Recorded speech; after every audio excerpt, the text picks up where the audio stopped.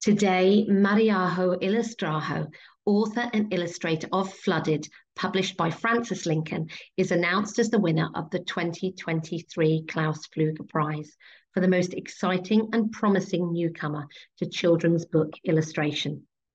Established in 2016, the Klaus Flugge Prize honours publisher Klaus, a supremely influential figure in picture books. He set up Anson Press in 1976 and discovered and nurtured many of today's most distinguished illustrators. In April, he received the London Book Fair Lifetime Achievement Award to add to his list of honours. Today, to celebrate the win and the 2023 prize, Love Reading for Kids is working with the team to create this special celebration event. I'll be talking to two of the judges, Lydia Monks, who of course needs no introduction, but I'll give one anyway, as she's so wonderful. And then I'll be joined by Dr. Sarah McConnell, who, as well as being a published illustrator herself, is an expert in children's book illustration, and she will talk us through the shortlist. So Lydia is up first. Lydia is a best-selling illustrator and author of children's books, probably best known for her illustrations of Julia Donaldson books, which have sold over 4 million copies and have been translated into 25 languages worldwide. Lydia's long list of awards includes the Smarties Award, the Royal Mail Scottish Children's Book Award, the Stockport Children's Book Award, the Specsavers Nielsen Gold Bestseller Award, the Red Big Book Award, and the Pan Mac Award. She lives in Sheffield, where she is joining us today. Lydia Monks, welcome to this celebration event for the 2023 Klaus Flugge Prize. How are you? I'm fine, thanks. Nice to be here on a Monday morning. Not that that means anything on the internet, but yes, it's nice. No, it's gorgeous. Absolutely lovely to see you here today. Really lovely to see you here.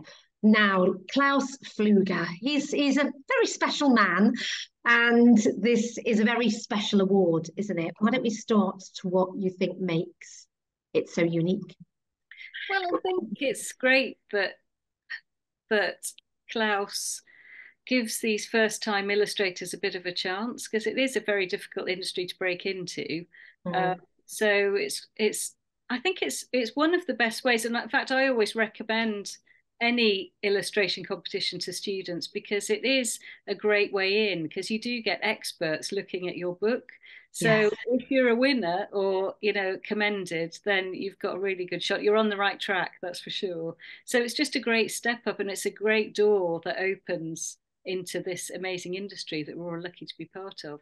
No, it is. It is a pleasure, and I sort of pinch myself every day going, this is, my job is to talk to wonderful authors and illustrators and shout about the wonderful books being published. It is. I feel so lucky. So we know it's increasingly difficult, isn't it, for debut illustrators, for any illustrators to break through and to keep there at the forefront. And obviously the Klaus Flugge Prize is recognised as a really influential award. What do you think the importance of these prizes are? It's just like I said before, it's a door that opens, and suddenly you've got experts in the field looking at your work.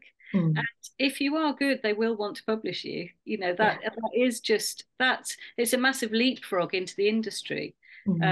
Because it's difficult to get to see people, or to even know where to begin, to get published. So you've immediately got the right people looking at it and seeing what you're doing. So it's like a leapfrog into the book world, really. So that's an amazing opportunity. And so many great names have started from winning, illustration competitions. So it's just a brilliant opportunity. It is. Now, I was at an event recently where you were talking to Julia Eccleshare, and you were having this chat about how challenging it is to cut through, but it's not. It's not a new thing. How hard it is to be seen. And I think you look at Lydia Monks and you hear the name Lydia Monks now, and you go, "Wow, what a supremely successful career!" And you just assume that you've just always been there and at the forefront, and it's a bit of a breeze. No, it's not, is it? No, I'd love you to share with us today a bit of that journey for you, and maybe some of the low points and maybe the high points. Yeah. Well, it's been a 30-year career. It's my 30 years anniversary next year. So amazing. It is amazing that I'm still doing it. I can't quite believe it. But it isn't easy, and it still isn't easy, I have to say. But trying to get started, have been very lucky, but you sort of have to make your luck. I think luck comes when you get yourself into the right position, so it doesn't just happen. It's not like winning the lottery. You do sort of have to do things to get into that position. But I was very lucky in that was it an art director or editor at Puffin came to my final show at Kingston. I was at Kingston University, and they saw my final project was a Roger McGough book, or Roger McGough poems I'd illustrated, and they saw it and said, "Oh, would you fancy doing a Roger McGough book for real?" I mean, that's straight out of the student show. So that was amazing. But that's the first thing. So that's great. And you think, oh, that I've made it. That's it. Yeah. But then it was quite a long. Then it took about 2 years for me after that, to then convince someone that I might be able to illustrate a children's book. And I had to do that by writing my own story, because they all liked. I'd had a few poetry jobs and I worked in editorial illustration, so I worked for a lot of the newspapers. So I worked for the Telegraph and the Mail, and that was all weekly, and that was all great, but it's very short-lived. And I was finding I was having to get at least 3 jobs a week to kind of make that pay. And in those days, there was no internet, there was no social media, so I was literally you'd have to walk with your portfolio. You'd have to go into town with it, drop it off at a newspaper office, and hope someone looked at it. You'd go back hours later, and then you'd find it still sat there, like no one had just unbelievable. It was awful. So we did that. I used to cold call people. It was horrendous. That was all. I can't believe I did that. And eventually, so I thought, well, I'll just write my own story. So then it's just an example of how a book by me might look, a picture book. Yeah. I didn't think it would be published. And in fact, I showed it to an author, a famous author. I just happened to have a contact, and she just said, "Oh, I don't think you should show that around. It doesn't do you any favors at all." It's like, oh my God. So then I didn't show it for a while. Thanks for the motivational chat. So I went for a meeting with, at the time it was Methuen, but now they've merged into Egmont. Oh, are they still Egmont? Oh, Hachette, or whoever they are now. I lose track of who they are. And they said, "Oh, if you thought about, we love your work." They all said, "Oh, we love your work," but there's always like, "But who do we put you with?" And they said, "Have you thought about writing your own story?" And I said, "Well, I have, but I've been told it's a bit rubbish."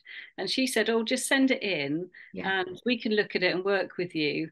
And they basically published it as it was, and then it won the Smarties Prize that year. Brilliant. So it just sort of shows you that sometimes it's about finding the right person and the right home for you. And I think that takes quite a bit of research, and it's not just, you can't just go to any publisher and they'll think, "Oh yeah, you great, you fit in here." No, you've got to find the right home. Yeah, so absolutely. And that was 2 years of rejections. I mean, I got a lot of rejections. You have to get used to rejection, I'm afraid. Even now I get rejected. So that's part of the job. But after that, once I'd won the Smarties Prize, along with Julia Donaldson for the Gruffalo and Lauren Child for Clarice Bean that year, it was that sort of opened a few more doors. I got to, they published that won awards. It was published worldwide, which was great. The second book was very difficult though, and I'd say second books are hard. But then after that, people started to commission me to do other people. So I did, I worked with Karen Wallace earlier on, and I did more with Roger McGough. I did Carol Ann Duffy. Macmillan then were using me for other people's stories, not my own, but other people's. And then they said, "Oh, we've got this text. It's for a fiction book called Princess Mirabelle, and it's by Julia Donaldson." So it's like, oh, okay, that's good. So we did a black and white Princess Mirabelle, and then they said, "Oh, we've got this picture book by Julia Donaldson, and it's about a crab an anemone and a bristleworm. And I was like, Oh. yeah, okay, but Okay. great. But anyway, that was sharing shell. That was, amazing. So that was, maybe it must be heading towards 20 years ago, I suppose, that we started, maybe 17, 18 years, started with Donaldson. So, and then Julia's work obviously overtook everything else. Well, it does. It's like a juggernaut that never seems to slow down. And, but, again, it's a partnership, isn't it? It's the words and the pictures and those illustrations bringing the words to life. And it must have been brilliant to. Yeah, it was great. I mean, how brilliant. Yeah, another door opened. Yeah. Yeah. So, and since then I've continued to do Julia's. I occasionally do other people's. I mean, I did some with Floella Benjamin last year. But I try and do my own as well still. Yeah. So alternate between mine and Julia's. Mine aren't as good, obviously. Don't sell so well. It's a hard comparison, Lydia, isn't it? I mean, come on. It's a difficult one. Yeah. And of course, it's interesting, isn't it? Because some of the people on the shortlist this year are working with a writer, and then some are author illustrating. And it must be a very different process to doing it all yourself than to work. It really is. Yeah. I mean, it's much harder doing it all yourself, but much more satisfying. So over this last weekend, I'm working on a commissioned thing. And I thought I just want a few days just to work on something of my own that's been on the cards for a while. And there's some days it's been like, I just can't get it to work, this story. It's like, and so day after day it gets a little bit better. And it's a bit like, I feel it's like doing a puzzle. It's like trying to solve a puzzle and trying to get it to work. But I really find it suddenly cracks. But it cracks when I'm stuck doing the pictures. So I have to do the pictures as well as the story, and it's that solves it. So of course, if I'm working on a Julia Donaldson text at the moment, that's obviously much easier because I don't have to think about that bit. There's still things I have to solve, but it's not so difficult, really. The only difficult thing about the Julia Donaldson books is the deadlines. Normally they're quite quick. Well, there's so many. It's that hamster wheel. She's so prolific. She's so prolific. It's just crazy. In the old days, it was just me and Axel doing it. So now it's like everyone is doing it. Brilliant. Being a highlight, I mean, there's so many high points, I imagine, from all the award wins and obviously working with Julia is probably a high point. But has been something for you that really stands out from? I like doing. I mean, you can only think in recent years, can't you? My memory's not that good anymore. I was really pleased that Anderson published Adouette, the book about the tree, because that was something, it's so different for me. And I just thought, well, no one's going to publish that. And I really just thought, I'll just do it as a project, for myself. So to have that published, it felt like a real achievement for me, because it was just not the norm, I suppose. So it's just, even at this stage of my career, because you get very typecast. That's also the problem. Publishers don't want you to do anything else. They want me to do preschool, very young preschool. And it's frustrating as an artist and a creative person to keep having to do the same thing for 30 years. It's challenging. So sometimes you do something different, So it's great to have that opportunity. So that was a highlight, I would say. It's gorgeous. So it's about the importance of trees and how much they should be loved by the people who live near them, isn't it? And it's stunning. And actually, the paperback's out this week. The paperback's out this week. Yes. So grab a copy. Adouette by Lydia. It's absolutely beautiful. I think it's. When we reviewed it for the hardback, it was one of our books of the month, and we absolutely loved it. So, it's just nice to have the support for something that's, not necessarily a huge bestseller, but something that kind of, it's just nice to have the opportunity to do books like that, that are, that mean something. And also that it tells a story that needs to be told, and it's not necessarily a happy, jolly thing with, it's just different. We need sort of different books. We need the variety still. We do. We really do. We really do. I've actually been I've just come from a little primary school that's close to me in southeast London, and I'm helping them set up a library for the first time. And so I've just left a load of children scanning and stickering, and it's honestly, it's such a joy. They're so excited because they've never been to a library before. But how ridiculous that they don't have a school doesn't have. I mean, I've just turned off the radio before they were talking on LBC about, trying to encourage children to read. But everything's against them, isn't it? Like no libraries in schools, I mean, it's no libraries in the community. It's ridiculous. It's ridiculous. And my library made me a reader when I was a kid. We didn't have many books at home, but I absolutely fell in love with it. And I got my library ticket and I loved it. And I just think not all children have access to that or are able to go to the library. So without, our primary schools not having a library, it's just heartbreaking. It really is. Yeah. So yeah, I mean, they've had reading corners in each classroom, but no. So now we're setting up so they'll be able to go and take books out and take them home and love them. And I just think it's such a big thing. And I just think you see the breadth of amazing picture books and fantastic fiction. There's so many brilliant books being published. There are amazing, but it's no good if the children can't get hold of them. No, it's not. It really is heartbreaking. So no, Aduet is in their library. You'll be happy to know. That's good. So you had a brilliant team of judges for the prize this year, obviously alongside yourself and Dr. Sarah McConnell, who I am talking next. There was a wonderful panel. So talk us through that and how was the judging process? It was really, I have to say, there was no fighting. We didn't fall out. It was all very jolly. So it was relatively easy because, well, I say that when we've got it down to the short list, it wasn't. I'm saying relatively easy. It wasn't relatively easy. There were lovely books to choose from.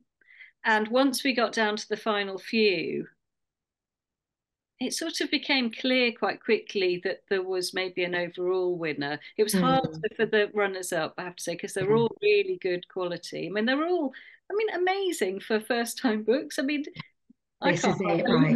Nice. Honestly, that's it. I look at them going, these look like they've been doing this forever. But the judging process was just a treat because they were all good. So that's what I mean, in that you wouldn't have minded if any of them won because they were all such good quality. Yes. It wasn't like we were floundering around trying to fight. They were all brilliant. Yeah. So, it was sort of a joy to do because it was just so fun to look at them all. It was a bit of a treat. Yeah. And we were spoilt for choice, really. So I mean easy as in it was a fun day. I don't mean easy as in there was only one. They were like, it was just a fun and inspiring day to see such new talent, still coming out of, I just think being a judge on something like this, it's amazing, isn't it? Because I think what's always lovely when you've got a group of people who all adore children's books, but have different perspectives. So you had Joseph, who won last year with Pierre's New Hair, Joseph Namora Hollis. You've got Urmi Merchant, who was who has her book hat on because she's founder and owner of independent bookshop Pickle Pepper. Obviously, you've got Sarah, who has illustrated herself, but also runs the course at Nottingham Trent. And of course, you've got Julia Eccleshare, who's director of there's nothing she doesn't these books, quite frankly. So what a gorgeous group of people, all with different perspectives and ways of looking at things, but you all sort of find your way through. We did. We know that you're happy with. So this book, Flooded, is the and Mariajo is the seventh winner. I think it's the seventh winner of the Klaus Flugge Prize. What made the book the winner for you? What do you think? It's just very competent. I mean, it doesn't seem like a first book. It's the story as well as the illustrations combined, really. It's just very sophisticated. The drawing's amazing, the color palette's amazing. the storytelling in the pictures is amazing. You don't really need to read the story, you can just sort of see what's happening. It's sort of clever, sophisticated, mature, I'd say.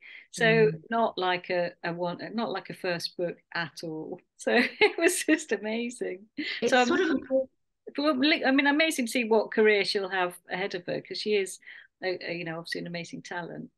yeah, she really is. And sometimes when I looked at it, I couldn't believe how multi-dimensional it was. It was sort of, sometimes you'll have a book that is this or it's that, but it seemed like to tick so many boxes for me. I was blown away by it when I first saw it, and it's such a worthy winner, isn't it? It is, yeah. I mean, I've got it here, but there's little stories that are going on within the pictures as well. So that's always a good thing, isn't it? So It it's is. like you say, it works on different layers, and I mean the mark making's beautiful as an illustrator. It's Oh, lovely, beautifully drawn, lovely marks, lovely. I love the color palette.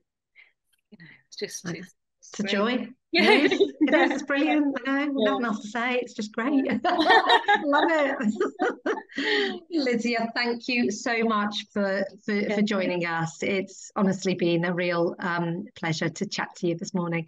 And yeah, thanks for being part of the Klaus Flugge. Thanks for being part of this, and we will see you soon. Okay, so Sarah, thank you so much for joining us today. You're welcome. I'm looking forward to it. So it must have been a wonderful thing to be part of the judging panel for the 2023 Klaus Flugge Prize. Talk to us about it. What was it like?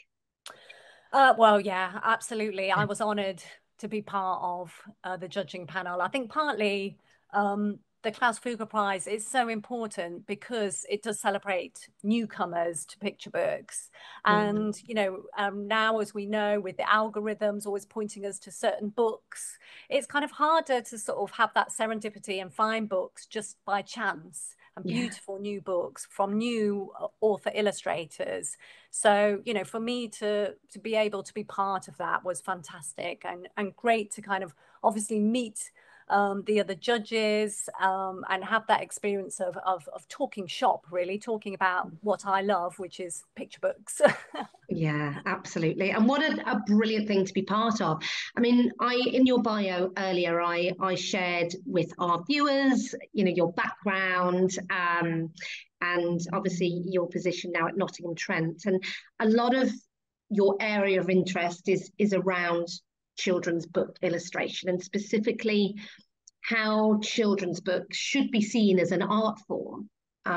So talk to us about what is so special about children's book illustration. So yes, I mean, I think for me, so being an illustrator and author in the past, I just fell in love with the children's book, as you say, as an art form. So thinking of it as something that obviously we're reading with children, but also that illustrators can use actually as a vehicle to express their own artistic ideas. And I think the picture book is often a place that children will come into contact with art for perhaps the first time in their lives. And that the kind of symmetry as well of the text and image working together to create, a story that takes us on this wonderful journey. And, that sort of relationship between the parent and the child, this sort of dual reading experience. It's often a little bit about performance, on the parents' part, and it's a really wonderful shared experience. So I feel privileged really to have kind of worked in the industry for quite a while, but also to sort of speak to that audience of children and parents, and to kind of be able to write and illustrate work that kind of works on these different levels and speaks to these two different audiences. Yeah, it's a fantastic place to work in. You're right, because it's so important, isn't it, that I mean, I always joke, when you've got a picture book that your child falls in love with and you're reading it again and again and again, and sometimes you're a bit, oh. Whereas the quality of some of the picture books that are being published today are absolutely incredible. And, they are as much for us as parents as they are for the children. They really are so special. Couldn't agree more. I think you know, in my career as an illustrator, I did work on books where they were for a slightly older audience and chapter books, and I miss the adult audience. I miss the parents, you know, because I was just talking to one audience, and that was still fun. But yeah, I did miss my parent audience as well. So it is a kind of, it's a special thing, I think, a picture book, and it is a kind of you know, it is an art form, really. There's no other way to put it, and it is an experience, I think, for both people reading it and for the illustrator author writing it. Yeah, absolutely. And I think if we think about how important reading for pleasure is for our children, that this is the start really of that journey of helping them fall in love with books, and what better way to do that with these, you know, with this type of book. I mean, it's just a joy. It's a joy to read, isn't it? It's a joy to read and pore over and notice different things every time. You know, I love that about some of these books on the shortlist. I mean, I thought the shortlist this year was really strong. So it would be great if you wouldn't mind talking us through the shortlist, and then we'll maybe delve into detail on the winner. But you know, what were your thoughts as judges on the shortlist this year? Well, I think the standard was incredibly high this year. I mean, we all felt really excited about the long list initially, you know, sorting through the books, reading them. I read all of them with my 9-year-old Leo. So yeah, we enjoyed them. And I think, you know, that experience, you know, having that experience where you're reading with your child, yeah, he still loves picture books, can't get enough of them. So yeah, it was a fantastic experience. And the actual, like I said, the standard of the artwork in the shortlist was really high, and we chose people who were working from different perspectives as well. So it was quite important to us to, you know, sort of show people who were creating work that kind of worked in different ways. So some pieces, some of the books were much more perhaps about kind of pattern and design and you know, still great stories, but you know, maybe about color and harmony, you know, and other books were much more about perhaps expressive characters. So you know, we had all these sort of different aspects coming in, which was really kind of interesting to see. So so I'll just go through a few of them. So we've got Lost in the City by Alice Courtley, which was an incredibly sort of confident illustrated world, we felt, with the characters, you know, have this lovely kind of feeling of harmony, really, I think, about the book. So she's got a kind of lively palette that's kind of mostly kind of oranges and greys and blues, that's really sort of harmonious. And the story is about a little girl sort of growing in confidence. And her, you know, her actual, the way that she's sort of controlled all the different elements on the page is a really confident way of illustrating, actually. So, you know, it kind of is reminiscent almost of kind of textiles or ceramics in the way that it's quite sort of decorative almost. And yeah, she's really sort of, you know, beautiful kind of understanding of positive and negative shapes and composition, really. So that's why it stood out to us. Yeah, I thought it was gorgeous, that book, really, with a spot and find theme, but it was really, and it was just so vibrant, really vibrant as well, but really charming. It's gorgeous. Yeah, absolutely. And then we've got Saving the Butterfly by Helen Cooper, and obviously illustrated fantastically by Jill Smith.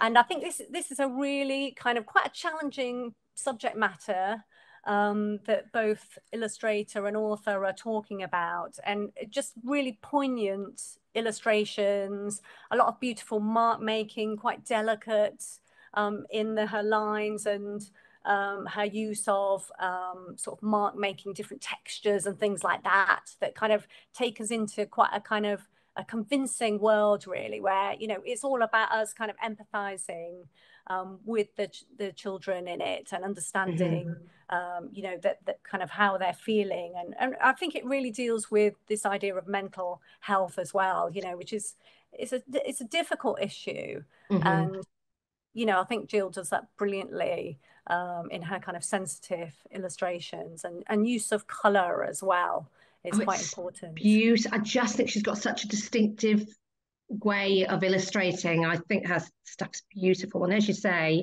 you know, it's about a little brother, isn't it, and the big sister finding a new home and new hope after being rescued from a boat lost in the sea. But it's done so wonderfully, and the illustrations are just absolutely gorgeous. Yeah, yeah. A great team there by Helen Cooper and Jill. Yeah, definitely. Yeah. You get a sense of, you know, that actual journey and what it must have been like for those children through reading it. So yeah, very, very insightful. Gorgeous. The next one that I'd like to talk about is Mildred the Gallery Cat by John O'Gance. So a kind of a different tack, a really lovely kind of comical, humorous book by John O, actually really talks about the character, obviously, of Mildred is at the center of it all. And I think as judges, it just made us laugh. It just, you know, it was all about this sort of fun, exuberant sort of world that Mildred lives in. So she's the Tate Gallery cat, and she is a real cat, which is wonderful to know. It's based on and in the memory of Mildred, who's unfortunately no longer with us, but she was much loved, wasn't she? Yeah, absolutely. And so, and I think it just kind of, you know, it's one of those books where even though, you know, the artwork is really sort of bright and fun and playful, really, I think for me that's the key about it. It's this wonderful sort of playful world that you enter into, but you completely believe, you know, that this is Mildred's journey, and you know, this is how she feels about her sort of world, and you know, kind of and also obviously it introduces children to art in another way. So it's a really clever nod, isn't it, to some of the world's greatest art. And I sort of felt with this, it has got a sort of a classic-y feel to it. It sort of feels like, actually, you know, it's a sort of book where we'll be reading it, you know, in years and years to come. I just think it's really, really cleverly done, and I just love Mildred. yeah, absolutely. You do kind of fall in love with her, don't you? The character's brilliant. It's great. Yeah, and so again, another kind of change of pace, really. So The Baker by the Sea by Paula White, beautifully illustrated book, but you know, much more kind of lyrical in terms of the illustration. So it's about a young boy sort of working with his father in a seaside town. And so, and for me, kind of one of the main characters in the book is the actual landscape and the town itself and the community, which sounds like a strange thing to say, but you are so kind of immersed in this environment that you really feel like you get a sense of this beautiful kind of undulating landscape, you know, that Paula's work is quite full of movement, even though it is about, you know, these kind of static scenes. And she's really interested in kind of, you know, the use of tone, and she just has this lovely sort of one color blue that comes into the artwork, which just makes it really compelling.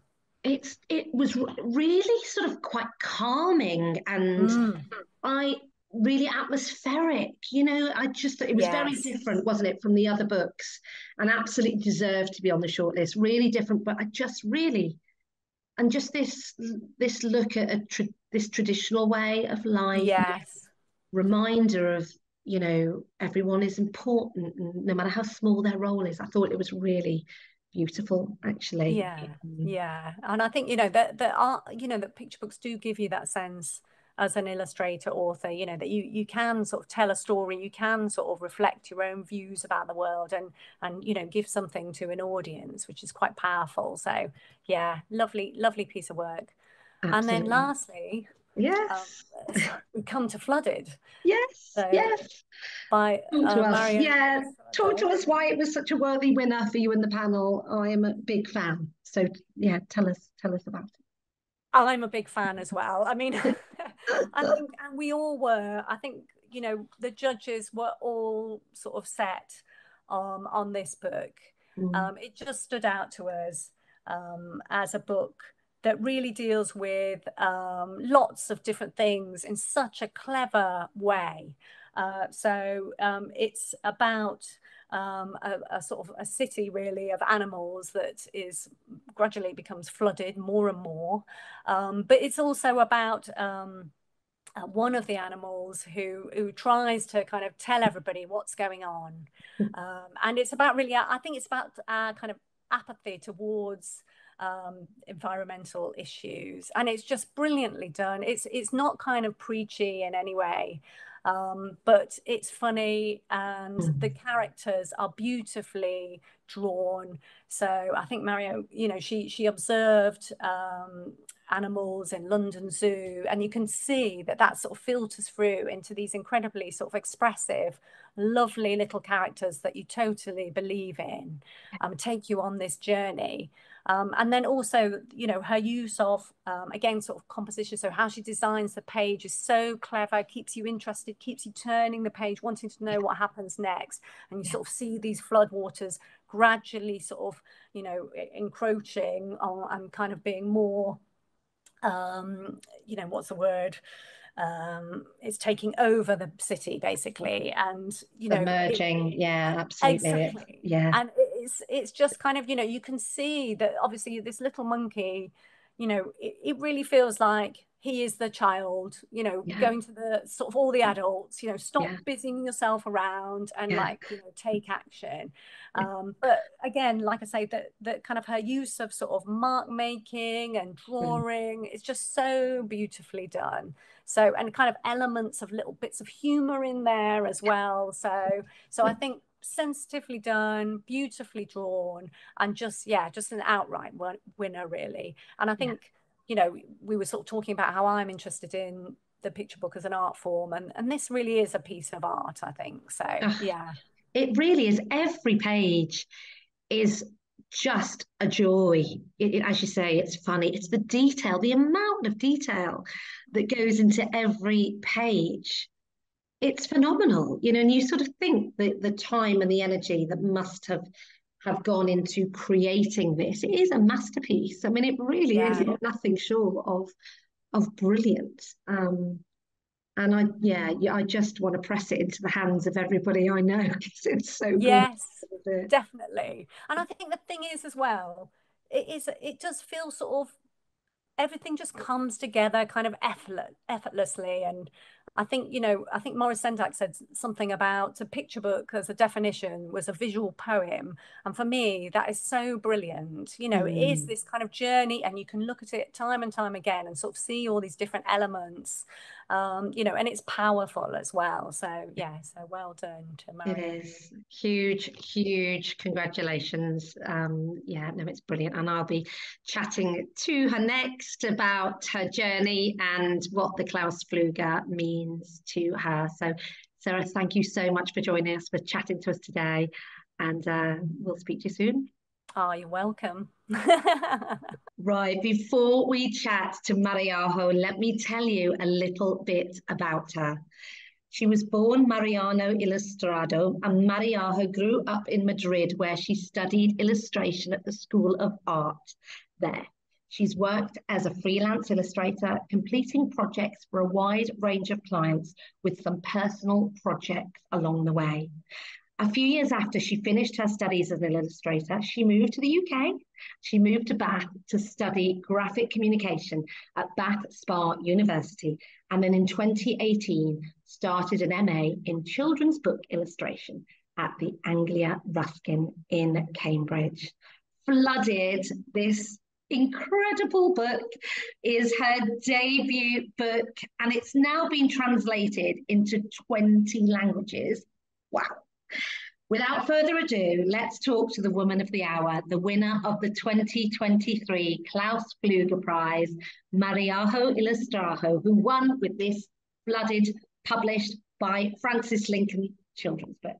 Mariajo, congratulations and thanks for joining. Thank you. Thank you. Now, we have to talk first and foremost about this brilliant, brilliant book. And I know we were chatting earlier, and I said I knew the minute I laid my eyes on it and I had a stroke of the pages, and just page after page, I just knew it was going to win lots of awards. It's so special on so many levels, actually. And I want to talk about those levels because actually, although it's a picture book, this is a book for everybody to enjoy. It's about climate change, and it stars a beautiful cast of animals who try to carry on in a rapidly submerging city. And it's only through working together that they find a way forward and fix the flood. So let's talk about the message first. Was it always your vision to create a book about climate change? Actually, no. Which I think that's why maybe it works so well, because I didn't force it, and in an organic way this happens.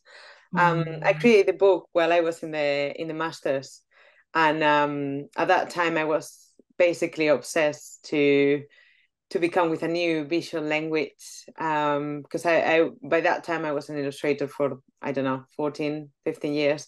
And I guess you get comfortable, or not comfortable, but sometimes you just produce what the clients are asking for.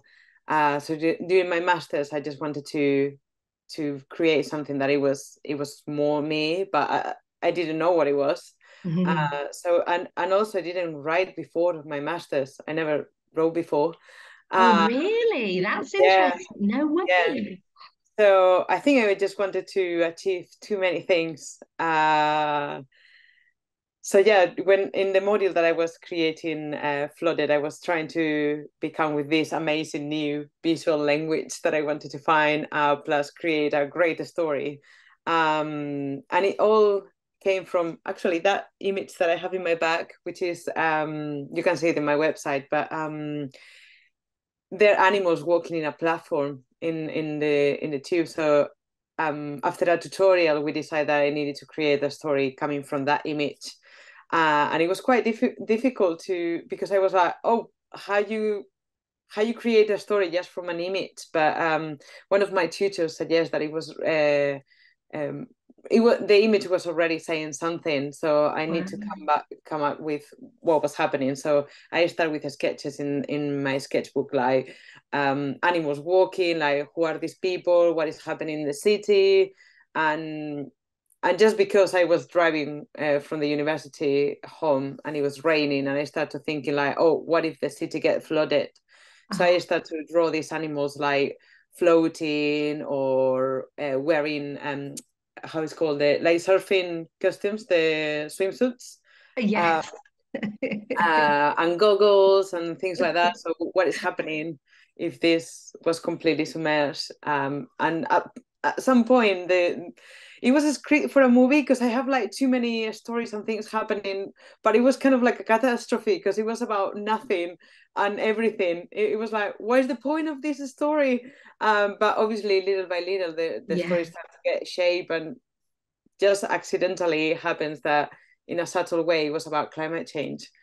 And that's exactly the word, isn't it? It so subtly draws young children's attention to the problems. And you know, they're talking about their damp commute, the animals sitting in the office, and they're debating what's caused it. And someone had heard that it was a hippo that left a tap on. Yeah, it was the speculation. Why this happened? Absolutely, it was like, or is it the politicians? You know, so subtle. And there's this little character, isn't there, who knew what the problem was all along, but he couldn't get himself heard. And finally, they listened to his voice of reason, and they worked together. So it's really subtly and beautifully done, and I think that message is really powerful, even though it wasn't what you intended. Thankfully, we give thanks to that catalyst, that picture. Well, I always also say accidentally with a pinch of salt, because it was the product of working many hours on it, and loads of sketches and a lot of writing and all that. So it was an accident, not accident. I love it. I love it. Now, in spite of the message, we've got to talk about the humor. It's so funny. It's so amusing. The humor shines from every page.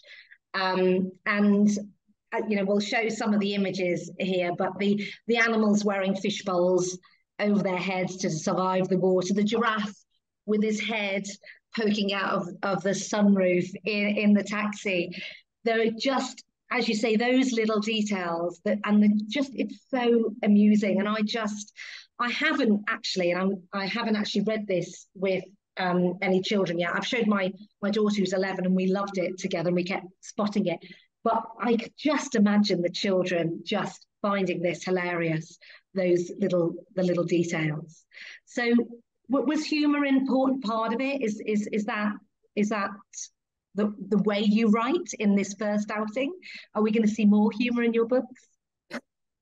I think that is so tricky. I think if I will try to write a funny book, I wouldn't be able to do it. I think it's just my way of being, like showing myself. But yeah, I don't know. I think it is how I see things. But as I said, I think if I will try to do a book, like properly thinking this is going to be a humorous book, I wouldn't be able to, or I don't know.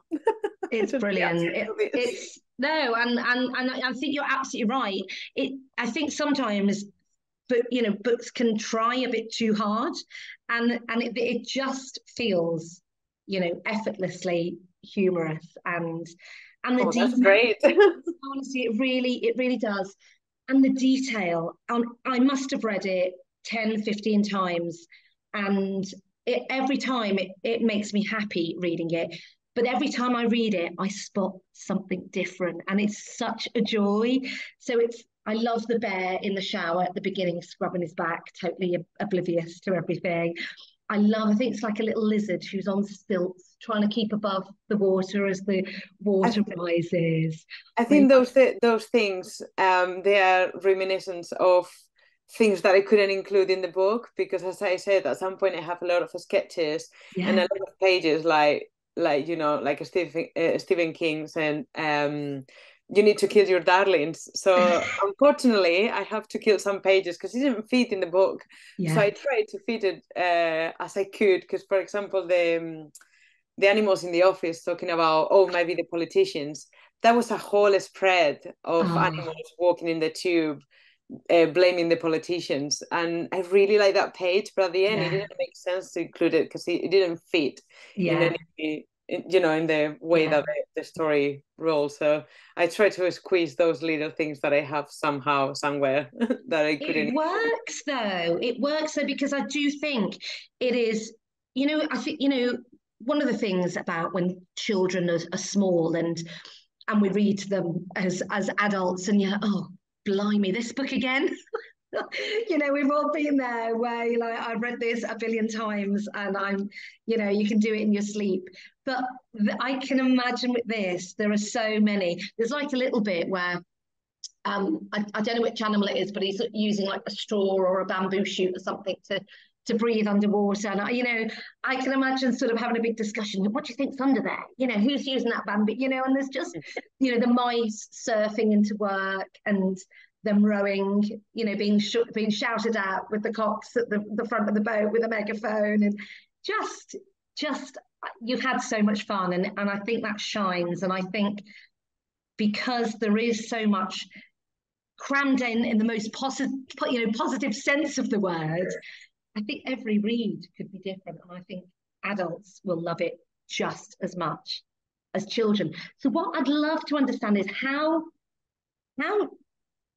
do you just, once you've decided on your theme, do you just create sketches?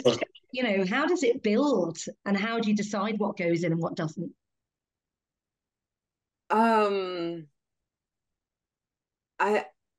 I think it's a reiterative process. I think I have like 10 different mock-ups or more that I Wow.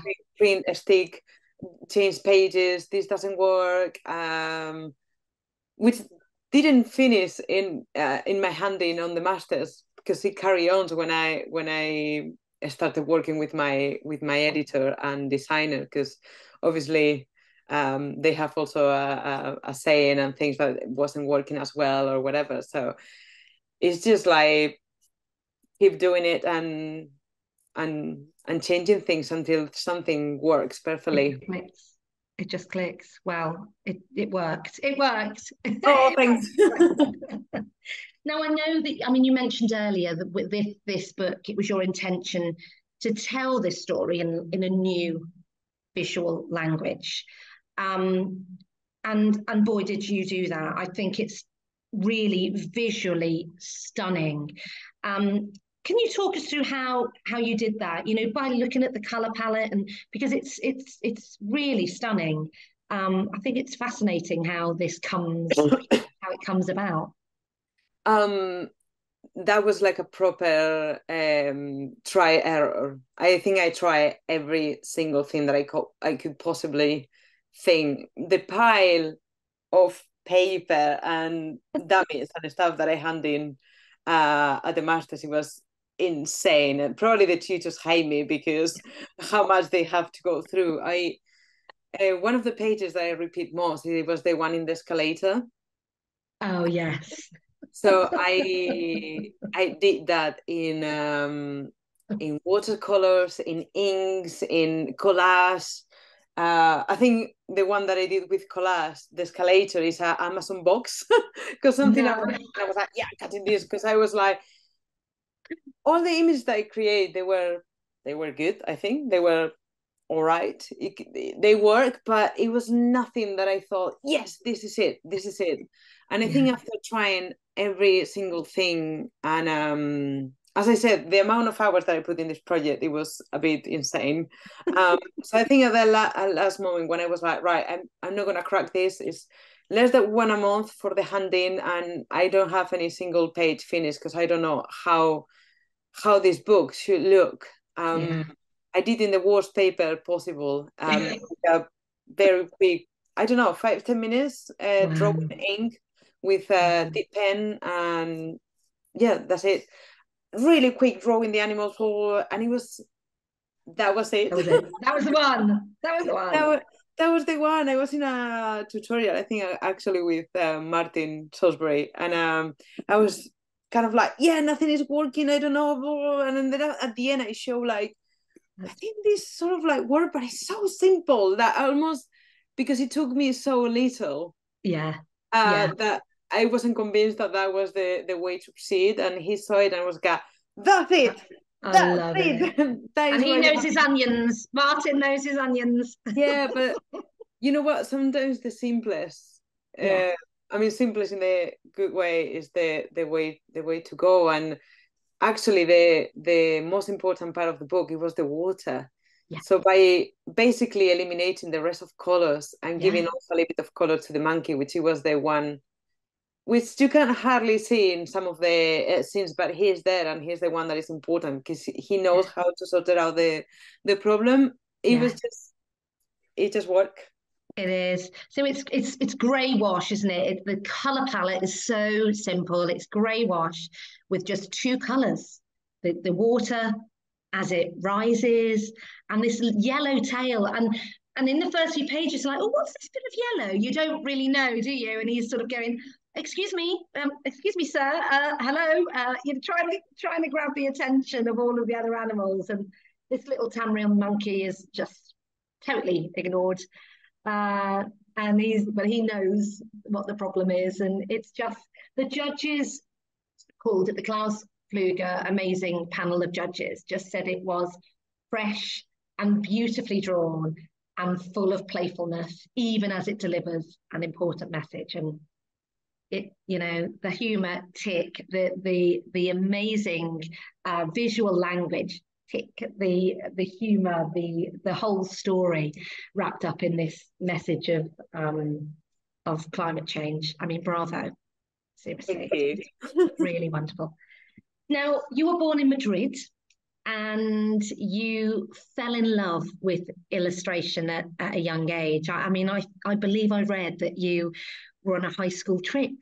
And so I'd love to hear about that and talk us through what, you know, what you fell in love with and what it's come to mean for you.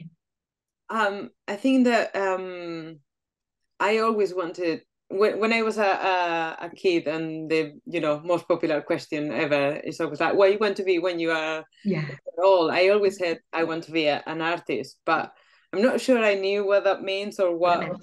Yeah. And when I was in high school, that you start choosing subjects that they are related to what you would like to study. I don't think I knew what an illustrator was. But we have a couple of trips, one to the University of Fine Art, and then another trip to the art school, which they teach photography, design, and illustration. I think when I saw what illustration was, I was like, oh, this is it. This is what I wanted to do. I think also because the school is so cool. They have these workshops with printing presses and things like that. And it's that smell, like when you get into an art shop, that smells the paint and all that. And I was like, oh, this is it. This is it.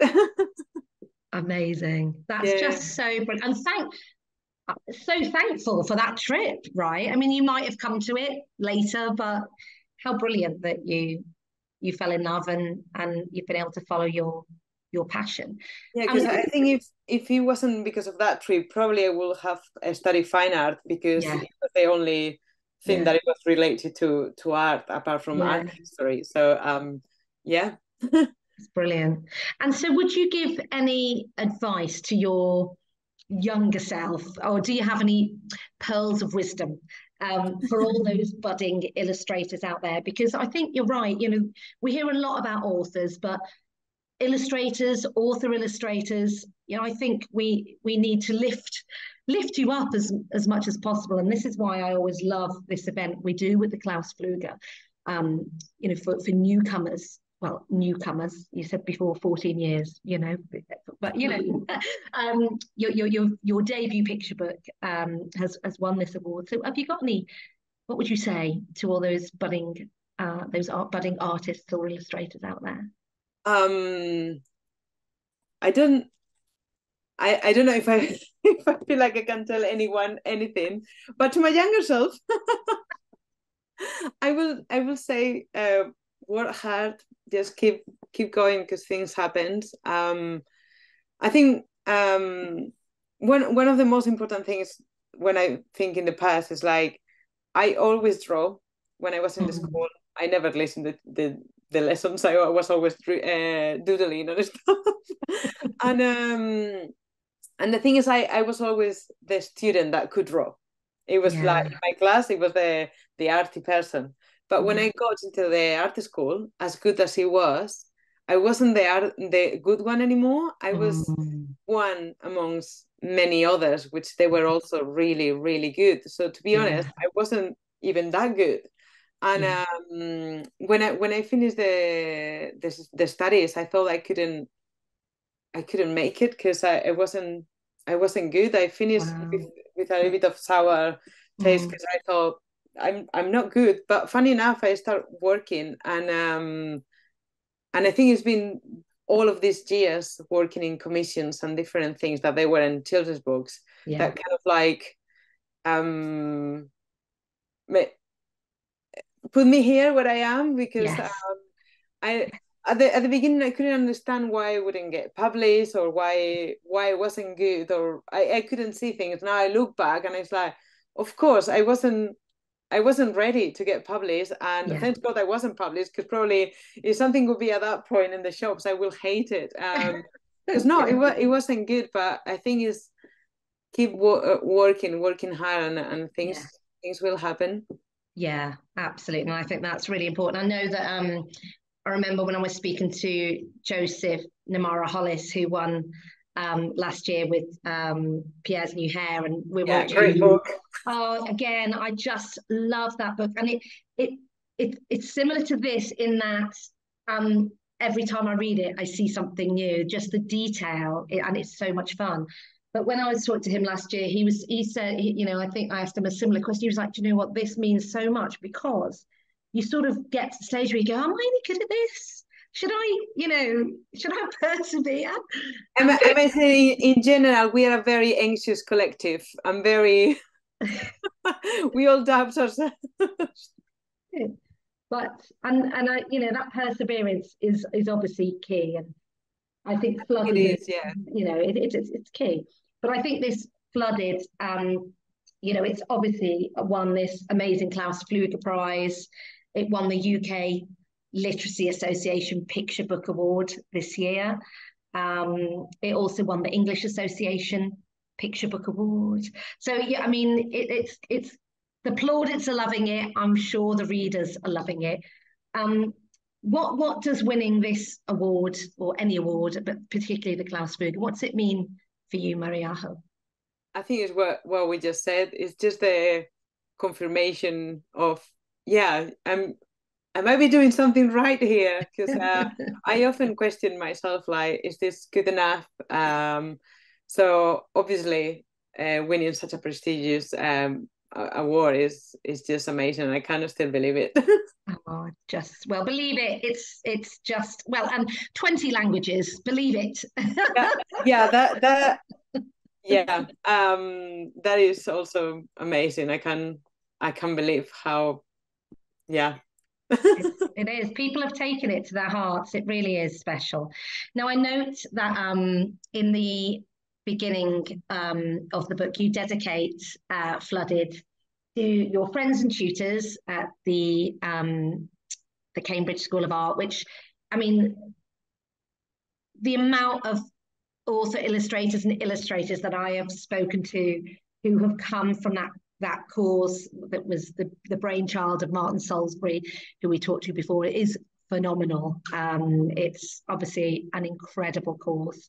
So you dedicate Flooded to those friends and tutors there, and to your amazing team at Quarter who brought your first book to life.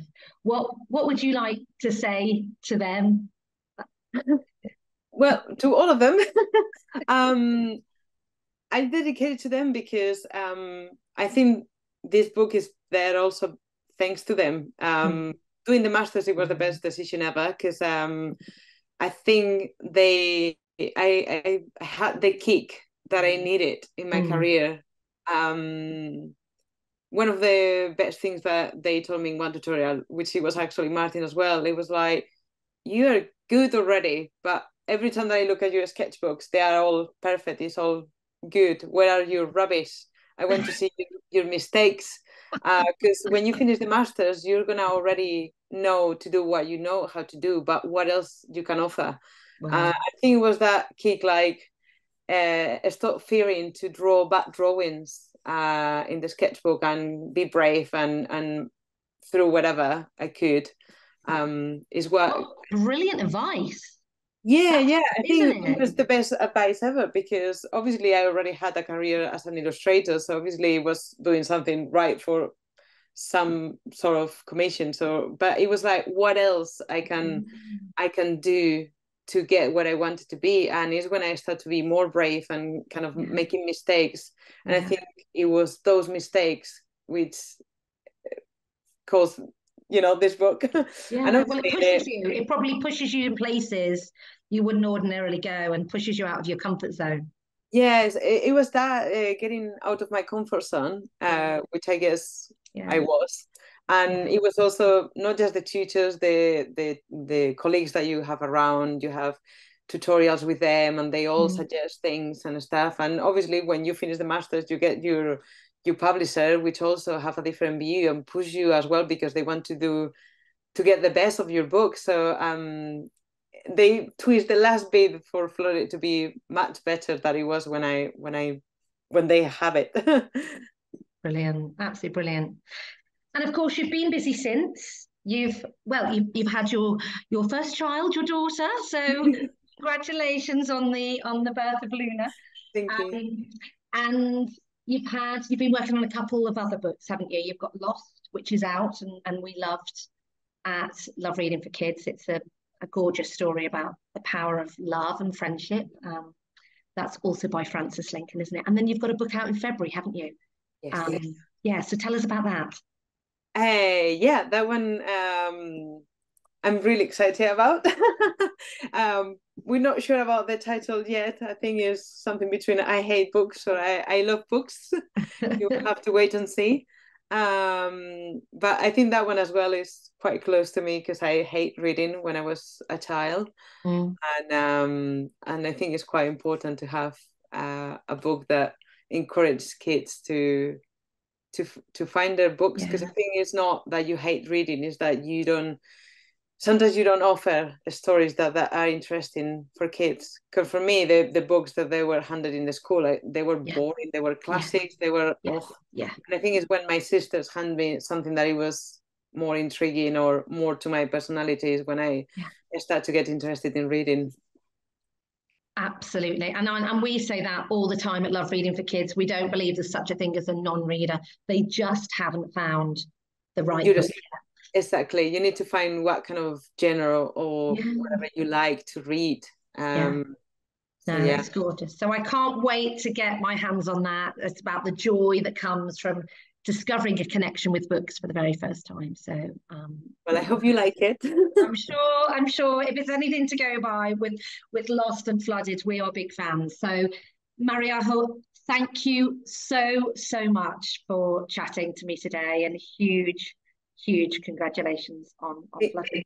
Thank you very much. It was great talking to you.